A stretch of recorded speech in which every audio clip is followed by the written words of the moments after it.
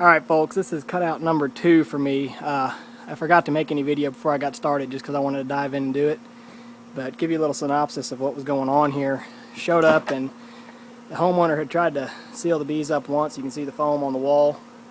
They were undeterred and they actually moved around and they started getting in right there on a little hole. They were still coming in and out there. No idea where the hive was, so we just took a shot in the dark and I removed this little short section here and it was right behind there, so we got lucky. And 2 big sections of comb, a little bit of honey, a little bit of eggs. Took all that out, put in some bee quick, and then the bees started moving over here behind this section and they started running all over there behind that section. So bee quicked all that to get them out of there and then had to come back and cut that out to get the rest out from behind there. And then I've got the box set up over here. A lot of them are orienting to it. But I still haven't seen the queen, so for now it's just a shot in the dark. I don't know where she is, or if she's even here, but saw eggs, so that's a good sign. But I think for right now we're just going to try to let them calm down, keep orienting to the box, and hopefully seal her up. Alright folks, here we are back out here day 2. Last night we got all the bees out of the wall using bee quick and whatnot to drive them out, and we patched the wall back up. But unfortunately I never did find the queen. I don't even know if they have a queen. I saw eggs, but I didn't see a queen last night. And when I left last night, there was a lot that had oriented to the box. There was a lot that were oriented all down the side of the window. They were still orienting up here. They were on that light. They were just everywhere. Crazy. So I hoped they would settle down. Got a call today, so they were still all up here in this corner again, bearding up. And they were bearding up pretty heavy in that corner, which is where they were originally going in and out. So now we're back out here today.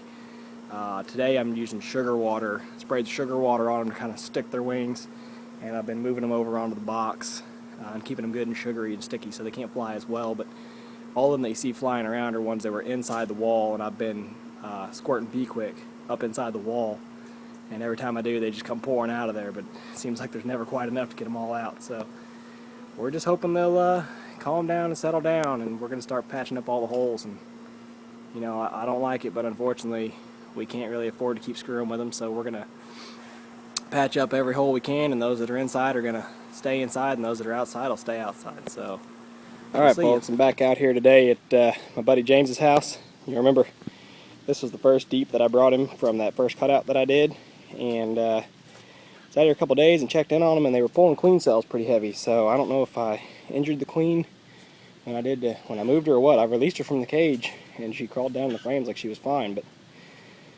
I guess they don't like her or something, or she died or stopped laying or something. They're pulling all kinds of queen cells. But here I've got that second colony that I cut out of that wall just a day or 2 ago. Unfortunately they had been sprayed with chemical, so I don't know that there's much salvageable. I was able to get 1 deep bar basically full of comb, and that was it. They were a swarm. They moved in about a week ago, so they didn't have a whole lot of comb to begin with, but I never did find the queen, never spotted her, never saw her or caught her. And they're a pretty weak colony, so I think what I'm going to do today is just go ahead and combine them with this one from James. So let's get into it. Alright, so what I'm going to do today is a newspaper combine. I've got the intercover sitting on top of the newspaper right now just to hold it because it's a little breezy today.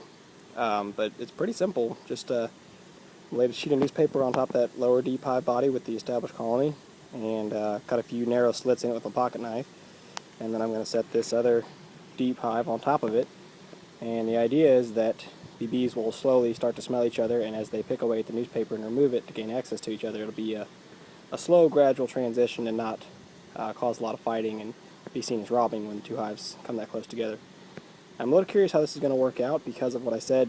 I don't think this one has a queen, and this one does not have a queen either right now, although they're raising more. So it might actually be really simple in that they'll just accept each other as friends since both of them are queenless. But we'll see what happens. That's it, folks. I'm all done with that. It was pretty easy, aside from the wind blew the newspaper off a couple times. And also when I pulled the cover off the top hive here, they got a little excited. The bees kind of went everywhere when I pulled that cover off. But anyway, I guess we're just going to let it go and see what happens. Proud of myself today. I worked with no gloves on. That bee's getting on my hands, scared the crap out of me, but did it with no gloves.